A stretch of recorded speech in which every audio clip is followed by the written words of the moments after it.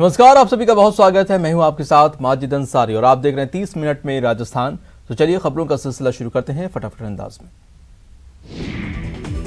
जयपुर में चिकित्सा मंत्री डॉक्टर रघु शर्मा चिकित्सा अधिकारियों के साथ चर्चा करेंगे। उन्होंने पिछले 20 सालों के अस्पतालों के रिकॉर्ड मांगे। इस दौरान हॉस्पिटल में स्टाफ की संख्या पर भी चर्चा होगी।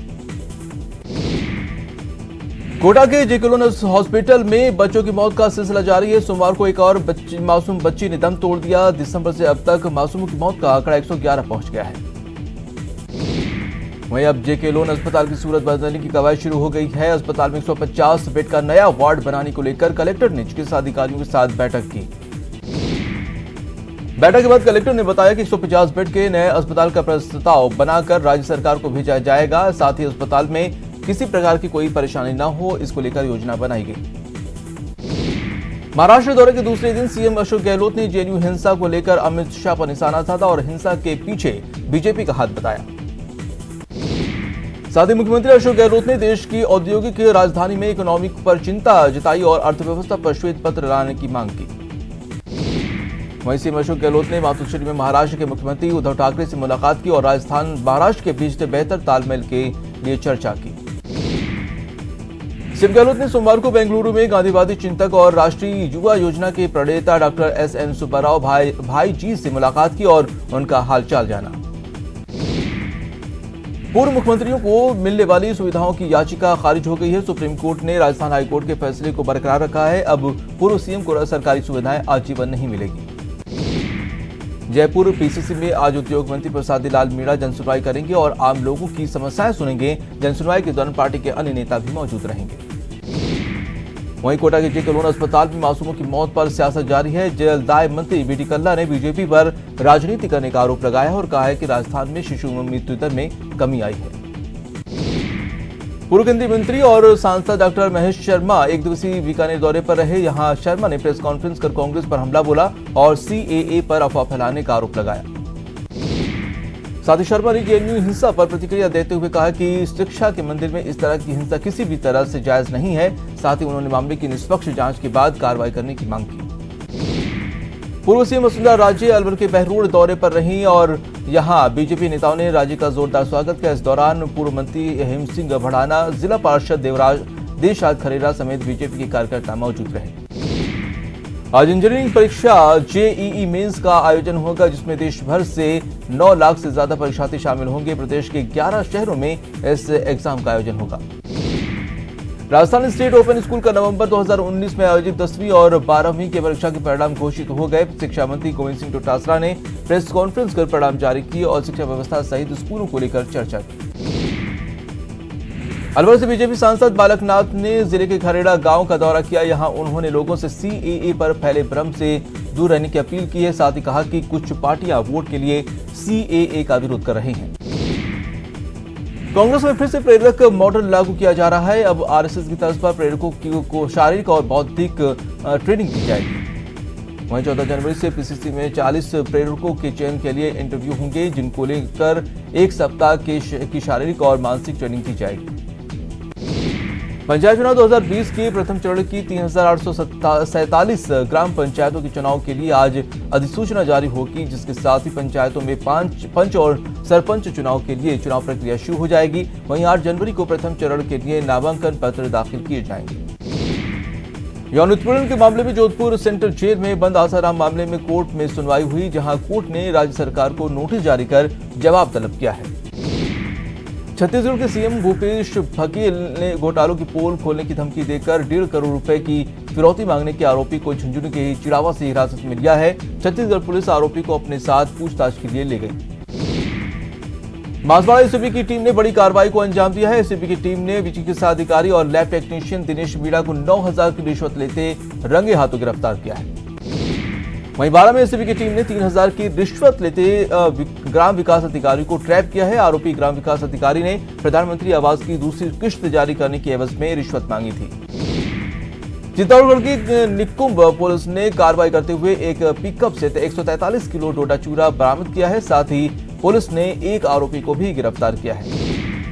झालावाड़ की झालापाटन पुलिस ने सट्टेबाजों के खिलाफ 2 जगहों पर कार्रवाई की और सट्टा संचालक समेत 9 लोगों को दबोचा है। साथ ही मौके से 16,000 कैश भी बरामद किए हैं। प्रतापगढ़ की छोटी सादरी थाना पुलिस ने 36 जुआरियों को गिरफ्तार किया है। पुलिस ने इनके कब्जे से करीब 6 लाख रुपए कैश बरामद किए, साथ ही 11 कार, एक मोटरसाइकिल और 43 मोबाइल भी जब्त किए। बूंदी के हिंडोली थाना क्षेत्र में मामूली विवाद के चलते एक बुजुर्ग मां की उसके 3 बेटों ने जमकर पिटाई की, जिसके कारण उसकी मौत हो गई। पुलिस पूरे मामले की जांच कर रही है। चूरू की दुधाखारा पुलिस ने दिन दहाड़े बीच सड़क पर ब्लाइंड मर्डर की गुत्थी को सुलझा लिया है और खुलासा कर दिया है और युवक इंद्रचंद बेगवाल की हत्या के आरोपी को गिरफ्तार किया है। वहीं पुलिस ने हत्या की वजह शराब के नशे में मामूली कहासुनी को लेकर बताया है। जयपुर की मोहाना पुलिस ने 11 साल के अर्पित मर्डर केस की गुत्थी सुलझा ली है और हत्या के आरोपी राकेश को गिरफ्तार कर लिया है। पुलिस के अनुसार आरोपी पहले भी गांव के बच्चों को लालच देकर शिकार बना चुका है। नागौर में धनतेरस के दिन किराना व्यापारी के साथ हुई लूट का कोतवाली पुलिस ने खुलासा कर दिया है और लूट गिरोह के सरगना कुलदीप सिंह सहित 2 आरोपियों को गिरफ्तार कर लिया है। साथ ही पुलिस ने 2 नाबालिगों को भी निरुक्त किया है। अलवर के हसोली गांव में चोर प्राइवेट कंपनी के एटीएम मशीन को चुरा ले गए, जिसके बाद एटीएम संचालक ने खैरतल थाने में मामला दर्ज कराया है। दौसा की मंडावर थाना पुलिस ने राजीव गांधी सेवा केंद्र से बैटरी और कंप्यूटर चुराने वाले गिरोह का खुलासा किया है और 4 आरोपियों को गिरफ्तार किया है। पुष्कर पुलिस ने मध्य प्रदेश नंबर की कार से 4 संदिग्ध लोगों को गिरफ्तार किया है, पुलिस से पूछताछ हाईवे पर डीजल चोरी करना कबूला है और साथ ही पुलिस ने कार से पाइप, नंबर प्लेट और औजार बरामद किए। प्रतापगढ़ की पारसोली थाना पुलिस ने पिकअप गाड़ी से तस्कर कर ले जा रही सागवान की गीली लकड़ी को जब्त किया है, जिसकी कीमत करीब 15 बताई जा रही है और वही चालक मौके से फरार हो गया है। करौली की हिंडौन नगर परिषद ने प्लास्टिक के खिलाफ कार्रवाई की और 4 क्विंटल अवैध प्रतिबंधित पॉलीथीन की थैलियों को जब्त किया है। टोंक में एसआईटी और पीपलू थाना पुलिस ने अवैध बजरी परिवहन के खिलाफ कार्रवाई की और 11 ट्रैक्टर ट्रॉली और 2 डंपर सहित 2 कार को भी सीज किया है। साथ ही 4 ड्राइवरों और रैकी में लिप्त 6 लोगों को गिरफ्तार किया है। भरतपुर के थाना कोतवाली क्षेत्र में नई मंडी स्थित पार्क के टैंक में पार्क चौकीदार का शव मिलने से सनसनी फैल गई। मृतक देर रात करीब 1 सप्ताह से लापता था। दौसा में एक बुजुर्ग ने ट्रेन के आगे कूदकर जान दे दी। बताया जा रहा है कि मृतक बुजुर्ग शराब के नशे में था और उसके पास से सुसाइड नोट भी मिला है।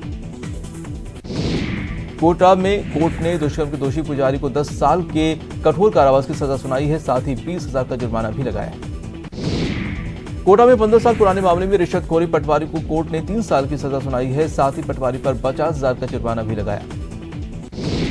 चूरू के बहुचर्चित ऑनर किलिंग मामले में कोर्ट ने 5 साल बाद अपना फैसला सुनाया है और 4 आरोपियों को संदेह का लाभ देकर बरी कर दिया। बता दें कि हरियाणा की कविता और ठाड़ी पाल के संजय की हत्या कर दी गई थी। आज डाक कर्मचारी संगठन डाक प्रशासन के खिलाफ प्रदर्शन करेंगे। प्रदर्शन के जरिए कर्मचारी डाक प्रशासन के कथित खराब रवैये के खिलाफ विरोध जताएंगे। चित्तौड़गढ़ में डोडा चूरा प्रकरण में फंसे धाकड़ समाज के युवक को न्याय दिलाने के लिए परिजनों सहित समाज के लोगों ने आईजी और एसपी से न्याय की गुहार लगाई और उन्होंने दोषियों के खिलाफ कार्रवाई का भरोसा दिया। कोटा में केंद्रीय श्रम संगठन औद्योगिक फेडरेशन ऑफ कर्मचारी संगठन कल हड़ताल पर केंद्र सरकार के खिलाफ प्रदर्शन करेंगे और अपनी विभिन्न मांगों को पूरा करने की मांग करेंगे। झालावाड़ शहर में गंदगी, टूटी सड़कों और अतिक्रमण के विरोध में बीजेपी कार्यकर्ताओं ने नगर परिषद कार्यालय में हंगामा किया और नगर परिषद आयुक्त दयावंती सैनी का 2 घंटे तक घेराव किया। झालावाड़ शहर में सिख, पंजाबी और सिंधी समाज के लोगों ने ननकाना साहिब हमले के विरोध में पाक सरकार के खिलाफ रैली निकाली और राष्ट्रपति प्रधानमंत्री नाम के कलेक्टर को ज्ञापन सौंपा। अलवर के बहरोड में बिजली विभाग के कनिष्ठ अभियंता के साथ मारपीट मामले में कार्रवाई नहीं होने से नाराज बिजली कर्मियों ने विरोध जताया और एसडीएम को ज्ञापन सौंपकर आरोपियों के गिरफ्तारी की मांग की। पुष्कर के राजकीय कॉलेज में छात्र संघ कार्यालय के उद्घाटन की मांग को लेकर एबीवीपी ने प्राचार्य को ज्ञापन सौंपा और 13 जनवरी तक उद्घाटन नहीं होने पर आंदोलन की चेतावनी दी। कोटा विश्वविद्यालय प्रशासन के खिलाफ एनएसयूआई ने विरोध प्रदर्शन किया और यूनिवर्सिटी प्रशासन से विभिन्न सेमेस्टर के परीक्षा फॉर्म जमा करने की तिथि बढ़ाने की मांग की। जेएनयू में हुई हिंसा के विरोध में आरयू में भी एनएसयूआई और एबीवीपी ने प्रदर्शन किया। इस दौरान दोनों छात्र गुटों में टकराव के हालात भी बने, लेकिन मौके पर मौजूद पुलिस ने मामले को शांत कराया। जेएनयू में छात्रों के साथ हुई हिंसा को लेकर कोटा में आक्रोश देखने को मिला। यहां जेएनयू के पूर्व छात्रों और स्टूडेंट फेडरेशन ऑफ इंडिया के छात्रों ने केंद्र सरकार के खिलाफ प्रदर्शन किया। प्रदेश के बेरोजगारों के लिए अच्छी खबर है। नए साल पर आईपीएससी की ओर से स्कूल प्राध्यापक के लिए निकाली गई भर्ती के पदों में बढ़ोतरी के साथ अब ये परीक्षा 264 पदों के लिए होगी, जिसके लिए 13 से 27 जनवरी तक फिर से ऑनलाइन आवेदन किए जाएंगे। प्रदेश में कार्यरत करीब 1.5 लाख राजपत्रित अधिकारियों की टेंशन बढ़ने वाली है। इसको 31 जनवरी तक अपनी अचल संपत्ति का ब्यौरा देना होगा। 31 जनवरी के बाद आईटीआर मॉड्यूल को बंद कर दिया जाएगा। सीएम अशोक गहलोत के निर्देश पर बीकानेर स्वामी केशवानंद राजस्थान कृषि विश्वविद्यालय के कुलपति समेत कृषि वैज्ञानिकों की टीम ने टिड्डी प्रभावित क्षेत्र का दौरा किया और मौजूदा स्थिति की जानकारी दी। पूरे राजस्थान में सबसे ज्यादा जीएसटी का भुगतान कर उत्तर पश्चिमी रेलवे ने पहला स्थान प्राप्त किया है। इस उपलब्धि पर वाणिज्यिक कर विभाग राजस्थान सरकार ने एनडब्ल्यूआर को प्लैटिनम श्रेणी से सम्मानित किया है। और जयपुर से बड़ी खबर आ रही है, जहां पर हवाला के 57 लाख रुपए जब्त किए गए हैं। शिवदासपुरा थाना पुलिस की कार्रवाई में ये कामयाबी मिली है। शिवदासपुरा टोल पर कार से 57 लाख रुपए जब्त किए हैं। कोटा लाए जा रहे थे लाखों रुपए। तो जयपुर से बड़ी खबर, जहां पर 57 लाख रुपए जब्त किए गए हैं। आपको बता दें कि हाँ, ये रुपए हवाला के थे। शिवदासपुरा थाना पुलिस की कार्रवाई में ये कामयाबी मिली है। 57 लाख रुपए कार से जब्त किए गए हैं और ये रकम जो है कोटा लाए जा रहे थे। जैसलमेर जिला कलेक्टर नमिता मेहता ने जवाहर अस्पताल के मृत एवं शिशु स्वास्थ्य इकाई का निरीक्षण किया और बेहतर स्वास्थ्य सेवाओं के लिए आवश्यक दिशा निर्देश दिए। कोटा में सरकार की विभिन्न योजनाओं की प्रगति को लेकर कलेक्टर ओम प्रकाश कसेरा ने साप्ताहिक समीक्षा बैठक की, साथ ही गणतंत्रता दिवस समारोह की तैयारी को लेकर भी चर्चा की। राजस्थान पुलिस के मुखिया डीजीपी भूपेंद्र सिंह ने प्रेस कॉन्फ्रेंस कर साल 2019 में पुलिस द्वारा किए गए कार्य बताए और 2020 की प्राथमिकताओं को बताया। पुलिस महिलाओं, बच्चों और कमजोर वर्ग के खिलाफ अपराधों की जल्द जांच और प्रभावी नियंत्रण पर फोकस करेगी। स्वच्छता सर्वेक्षण 2020 को लेकर गुलाबी नगरी की सफाई व्यवस्था पुख्ता कर रखने के लिए नगर निगम के प्रशासक और अधिकारी सड़कों पर उतर गए हैं। वहीं सफाई कार्य में लापरवाही पर स्वास्थ्य निरीक्षक संजय सावरिया को सस्पेंड किया गया। शेल्टर रिव्यू कमेटी के चेयरमैन विपिन चंद्र शर्मा ने जयपुर में रैन बसेरों का दौरा कर व्यवस्थाओं का जायजा लिया। इस दौरान वो नगर निगम की व्यवस्थाओं से संतुष्ट नजर आए। कोटा में पंचायत चुनाव की तैयारियों को लेकर संभागीय आयुक्त एचएल सोनी की अध्यक्षता में संभाग स्तरीय बैठक हुई, जिसमें संभागीय आयुक्त ने चुनावी तैयारियों की समीक्षा की। बूंदी में पहले चरण में केशवरायपाटन पंचायत समिति क्षेत्र में होने वाले पंचायत चुनाव को लेकर मतदान दलों को प्रथम प्रशिक्षण दिया गया। जोधपुर की सड़कों पर बेलगाम दौड़ती निजी मिनी सिटी बसों के खिलाफ आरजीएस अजय बिश्नोई सख्त हैं। सोमवार को कार्रवाई करते हुए 2 दर्जन से अधिक सिटी बसों को सीज किया गया। जयपुर में जानलेवा चाइनीज मांझे को लेकर प्रशासन अलर्ट हो गया है। प्रशासन ने लोगों को जागरूक करने के लिए सांगानेरी गेट पर आमजन को पैम्पलेट बांटने का अभियान शुरू किया है। जयपुर में डॉक्टर्स की टीम को बड़ी सफलता लगी। डॉक्टर्स ने गुर्दे के कैंसर का 24 सेंटीमीटर बड़ा ट्यूमर निकालने में सफलता हासिल की है। बीकानेर के पीवीएम अस्पताल में अस्पताल प्रशासन की लापरवाही का एक वीडियो वायरल हो रहा है, जिसमें मरीज को स्टेशन नहीं मिलने पर परिजन बिस्तर की सहायता से अस्पताल के अंदर ले जा रहे हैं। बाड़मेर शहर की सबसे बड़ी पानी की टंकी को ध्वस्त कर दिया गया है। जलदाय विभाग के अधिकारियों की मौजूदगी में महज 4 सेकंड में बारूद लगाकर टंकी को ध्वस्त किया गया। चूरू के पेंशन कल्याण केंद्र में पेंशनर दिवस पर सम्मान समारोह का आयोजन हुआ, जिसमें 40 पेंशनरों को सम्मानित किया गया। इस दौरान कलेक्टर और एसपी मौजूद रहे। चूरू पुलिस द्वारा संचालित आपड़ी पाठशाला के 270 बच्चों को सर्दी से बचाव के लिए गर्म वस्त्रों को बांटे गए। एसपी तेजस्वनी गौतम और नगर परिषद सभापति पायल सनी ने गर्म कपड़े वितरित किए। जयपुर के जवाहर कला केंद्र में चल रहे राष्ट्रीय कला मेले का आज समापन हो जाएगा। खेल मेले का समापन अवार्ड सेरेमनी के साथ होगा। दौसा में कुछ परिवार पीड़ितों से गजक बनाने का काम कर रहे हैं और करीब 15 से 20 तरह की गजक बनाकर लोगों के स्वाद को बरकरार रखते हैं। पुष्कर के रंगजी मंदिर में बैकुंठ एकादशी व्रत के साथ ही 10 दिवसीय बैकुंठ महोत्सव का शुभारंभ हो गया है। इस दौरान बैकुंठ द्वारा भगवान बैकुंठनाथ की सवारी निकाली गई। उदयपुर के सबलपुरा निवासी कैलाश डांगी 35 दिनों में मां वैष्णो देवी की पदयात्रा कर वापस लौटे, जिस पर गांव वालों ने डांगी का जोरदार स्वागत किया। प्रदेश में सर्दी का सितम जारी है। कई इलाकों में पारा काफी नीचे पहुंच गया है और बढ़ती ठंड से आम जनजीवन काफी प्रभावित हो रहा है। कोटा और आसपास के इलाके में सर्दी का सितम जारी है। कोहरे ने लोगों की मुश्किलें बढ़ा दी हैं। वहीं सर्दी के चलते कक्षा 1 से 8वीं तक के बच्चों को कलेक्टर ने राहत दी है और 8 जनवरी तक के लिए अवकाश की घोषणा की है। निर्भया गैंगरेप के दोषियों को जल्द फांसी देने की मांग वाली याचिका पर आज पटियाला हाई कोर्ट में सुनवाई होगी। निर्भया के गुनहगारों की सजा के लिए आज 7 साल का इंतजार खत्म हो सकता है।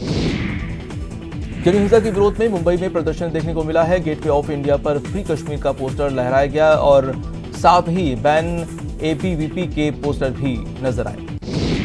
मुंबई में जेएनयू हिंसा के विरोध में प्रदर्शन के दौरान एक लड़की के साथ हाथ में फ्री कश्मीर का पोस्टर दिखा। विवादित पोस्टर देखकर प्रदर्शनकारियों ने लड़की को हटाया। जेएनयू हिंसा का मामला सुप्रीम कोर्ट पहुंच गया है। दिल्ली पुलिस के खिलाफ अवमानना याचिका दायर हुई है। गृहमंत्री अमित शाह ने जांच के आदेश दिए हैं। जेएनयू बवाल मामले में दिल्ली पुलिस ने कुछ सबूत मिलने का दावा किया है। इस मामले की जांच क्राइम ब्रांच के पास है। पुलिस के मुताबिक सभी सीसीटीवी फुटेज की जांच हो रही है। अब तक किसी अपराधी की गिरफ्तारी नहीं हुई है। वहीं जेएनयू छात्र संघ के अध्यक्ष आयुषी घोष ने हिंसा के लिए एबीवीपी और आरएसएस की विचारधारा वाले लोगों को जिम्मेदार ठहराया है। उन्होंने कहा कि पिछले 4-5 दिनों से आरएसएस से जुड़े प्रोफेसर हमारे आंदोलन को तोड़ने के लिए हिंसा भड़का रहे थे और ये एक सुनियोजित हमला था। दिल्ली में जेएनयू के खिलाफ यूथ कांग्रेस ने देर शाम रायसीना रोड से लेकर इंडिया गेट तक मशाल रैली निकाली और इस पूरे मामले की निष्पक्ष जांच के लिए सरकार से मांग की। दिल्ली में किर्लोस्कर ब्रदर्स लिमिटेड के समारोह में पीएम मोदी ने शिरकत की। इस दौरान समारोह को संबोधित करते हुए पीएम ने कहा कि देश के विकास के लिए भारत का उद्यमी अधीर है और पीएम ने कहा कि नए नए क्षेत्रों में विस्तार की भावना भारतीय उद्यमियों की पहचान है। भारत ने ननकाना साहिब पर हुए हमले और पेशावर में सिख युवक की हत्या मामले में कड़ा विरोध जताते हुए पाक के उच्चायुक्त को तलब किया है। निर्भया केस में दोषियों के खिलाफ डेथ वारंट जारी करने पर आज दिल्ली की पटियाला हाउस कोर्ट में सुनवाई। पिछली सुनवाई में कोर्ट ने सभी दोषियों को अपने कानूनी विकल्पों का इस्तेमाल करने के लिए 7 दिन का वक्त दिया था, जो अब निकल चुका है।